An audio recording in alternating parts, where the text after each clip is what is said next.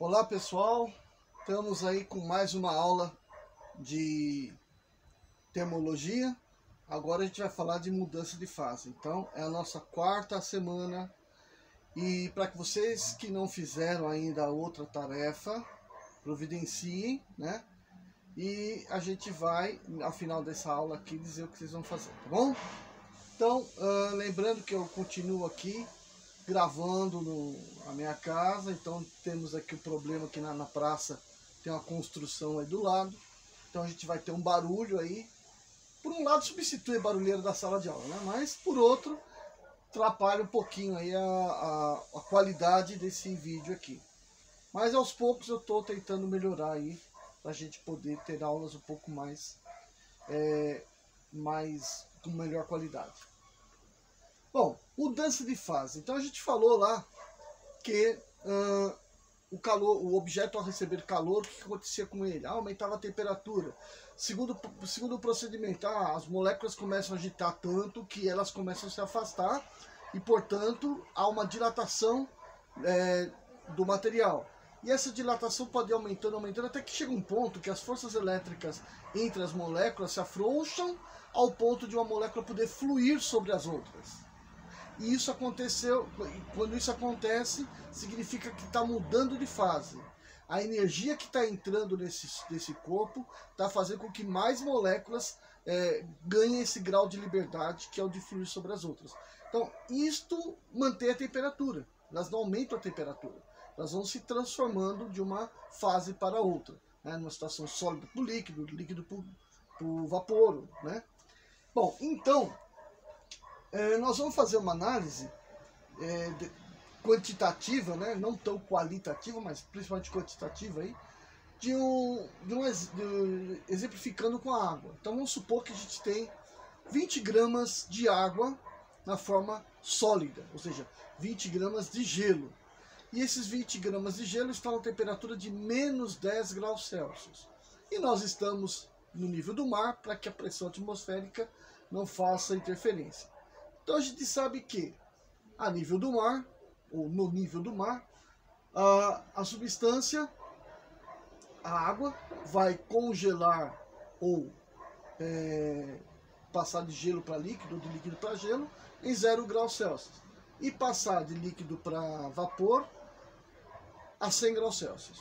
Ok? São os dois pontos, de ebulição e de solidificação. Então, imaginando que o gelo esteja a menos 10 graus Celsius, então está em fase sólida. E aí vamos começar a nossa brincadeira.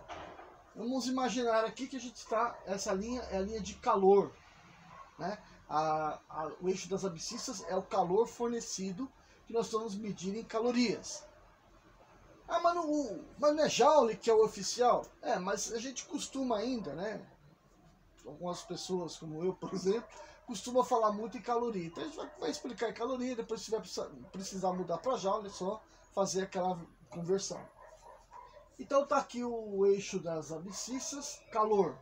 E no eixo das funções está a temperatura, porque a temperatura é uma função do calor. Conforme recebe calor, varia a temperatura. Isso porque eu estou aumentando o calor. Se eu estiver voltando o calor, a temperatura diminui, né? Se você estiver perdendo calor, a temperatura diminui. Então vamos imaginar, começou em menos 10 graus. Então enquanto não recebeu nenhum calor, ela estava em menos 10 graus Celsius. À medida que começa a receber calor, rapidamente o gelo vai esquentar até chegar em 0 graus Celsius. Então aqui há um crescimento na temperatura. Então se tem variação de temperatura, você já aprendeu o que é MC delta θ, né? Massa vezes calor específico vezes variação de temperatura. A massa, 20 gramas. Agora, como é gelo, o calor específico é meia caloria para cada grama elevado em 1 grau Celsius. Então, vamos fazer a continha já para sair fazendo conta. Então, essa primeira quantidade de calor aqui, ela vai ser a massa, 20 gramas. Deixa eu expandir isso aqui para poder ter mais espaço para a gente cortar as unidades. Na primeira a gente faz isso, depois na segunda e terceira a gente já não vai fazer mais não. Então a quantidade de calor 1 é igual a 20 gramas, que é a massa, vezes calor específico, 0,6 caloria. Então, 0,6 caloria por grau Celsius. Vezes a variação de temperatura, que vai ser de menos 10 até 0. De menos 10 até 0, quanto que dá? Dá 10. Porque é 0 menos 10. Então, 10 graus Celsius. Quanto que vai dar isso? Vamos lá. Grama corta com grama. Celsius corta com Celsius. Sobrou caloria, que é o que a gente quer. 20 vezes meio dá 10. 10 vezes 10 dá 100. Então, isso aí deu 100 calorias. 100 calorias. Aí eu venho no meu gráfico e anoto que este ponto aqui, no eixo do calor, é 100. Ok? 100.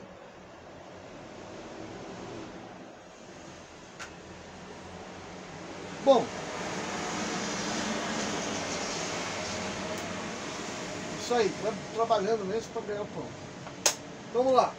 Daqui para cá, eu tenho uma situação na qual o calor vai sendo fornecido, mas ali tá o quê? Tá virando gelo, tá virando líquido, o gelo que é sólido tá virando líquido.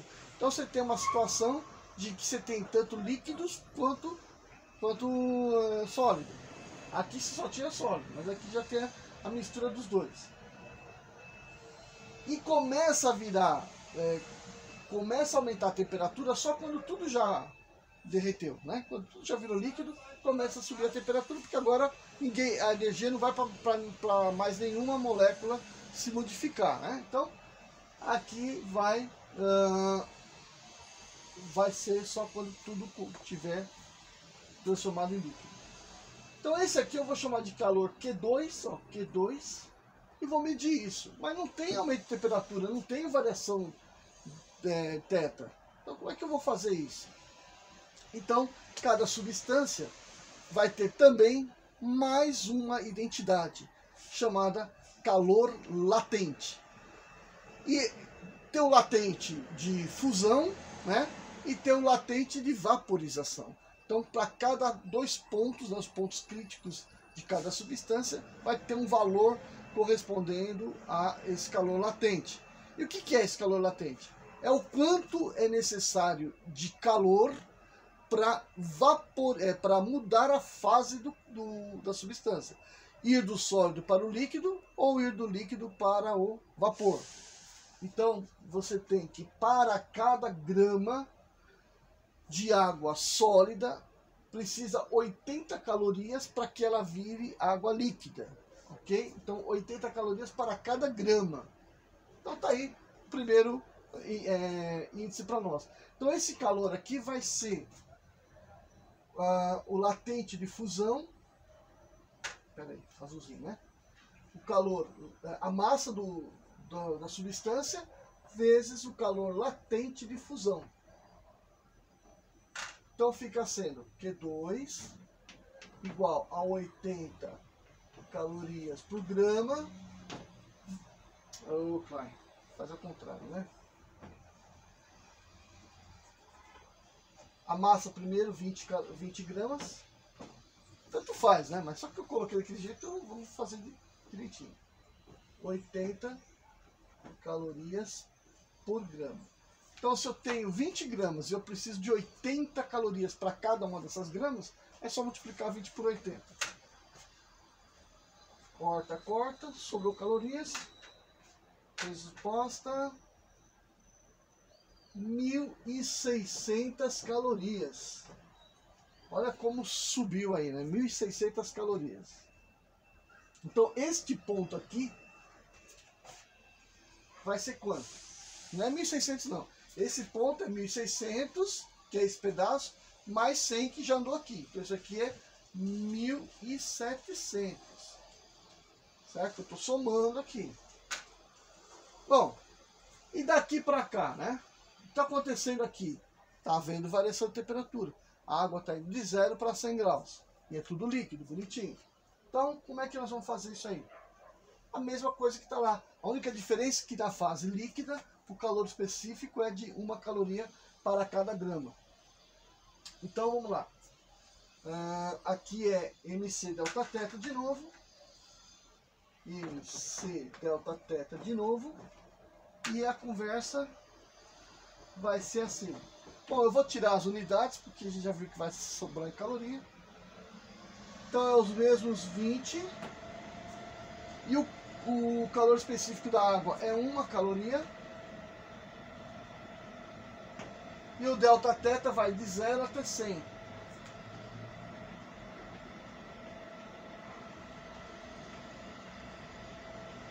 E isso vai dar 2.000 calorias.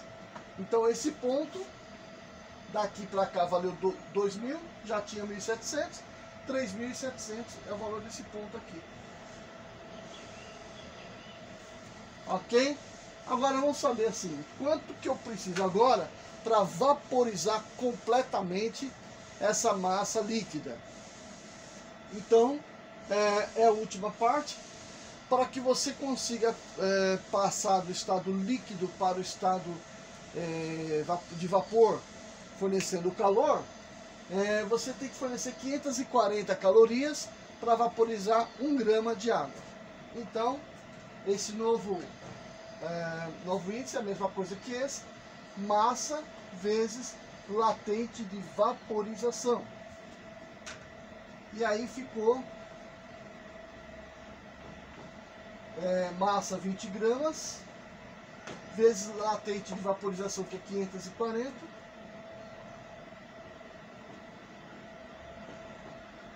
Então isso vai dar 1080, né? 10.800 calorias.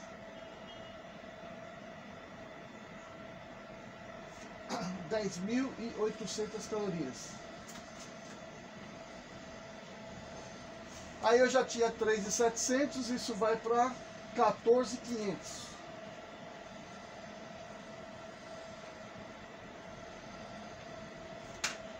Portanto, para que nós consigamos vaporizar por completo na massa de gelo de 20 gramas, inicialmente em menos 10 graus Celsius, são necessárias 14.500 calorias, ok? Então esse daí é um exemplo aí para a gente falar de mudança de fase. Vai ter o exercício disso? Vai, ok? Esse conceito não vai mudar, continua isso aí mesmo. Mas ele vai estar provavelmente envolvido também no conceito da aula anterior, né? E então você que foi de calorimetria, então você vai fazer esse exercício. Se você não fez o outro, faça o outro, tá? Faça no seu caderno. Amanhã eu coloco o plano, eu envio para a escola o plano de aula e lá eu vou procurar determinar se você já vai poder estar usando o Google Classroom. Por que que eu vou determinar? Porque eu também não estou começando agora a trabalhar com o Google Classroom.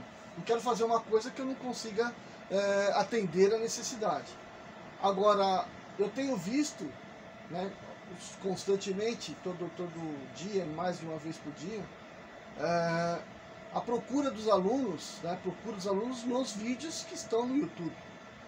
E a quantidade de acessos é muito pequena, né? Eu tenho 600 alunos ou mais que isso, e para poucos alunos, poucas visualizações que tem que fazer. Então, ou seja, alguma coisa está errada aí, né? Alguma coisa está errada, você não está você não está fazendo, seu colega não está fazendo. Mas é claro que você tem que se preocupar com o que você está fazendo, né? Mas se você puder dar um toque aí para o seu colega que não fez ainda, não olhou nada, fala, ó, procura lá porque a coisa está rolando, né? E aí a gente, embora a gente não tenha assim nada descrito como é que vai ser a avaliação final de vocês, porque a pandemia continua, ninguém quer prejudicar ninguém por causa da pandemia, você não pode se prejudicar por ser negligente, né? Você não pode se prejudicar por isso. Então você tem que correr atrás do material, né? Ver o que... Ah, mas eu não tenho celular, meu queimou. Tudo bem, se você puder de alguma forma contatar o seu colega, né? Faça, né?